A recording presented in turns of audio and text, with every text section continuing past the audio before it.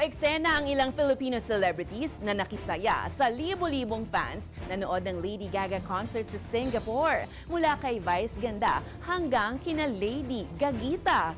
Ang mga eksena sa Balitang A to Z Showbiz ni Rod Garabon.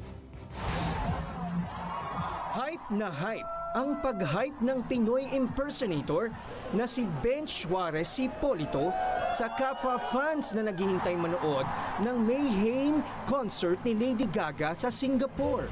Nagmistulang warm-up show ang paandar ni Bench sa pagpapataas ng energy ng Little Monster fans sa loob ng National Stadium.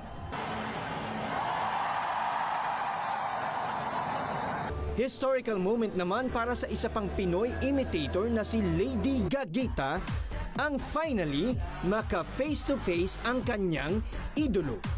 Matapos kasi ang 15 years ay nakita na niya ng personal ang American singer at swerteng mula sa kanyang front row area ay lumapit, yumakap at nakiselfie sa kanya ang pop icon.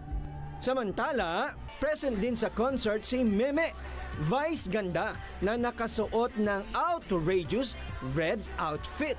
Sunod sa estilo ng mga damit ni Gaga.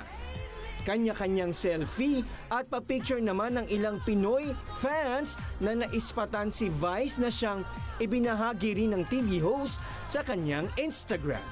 May 18 umarangkada sa Singapore ang Mayhem Tour ni Lady Gaga sa kanyang nag-iisang stop sa Asia kung saan sold out ang mahigit 47,000 seats para sa kanyang 2 oras na performance.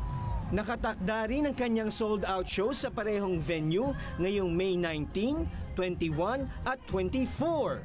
Para sa Balitang A to Z Showbiz, Rod Garabon.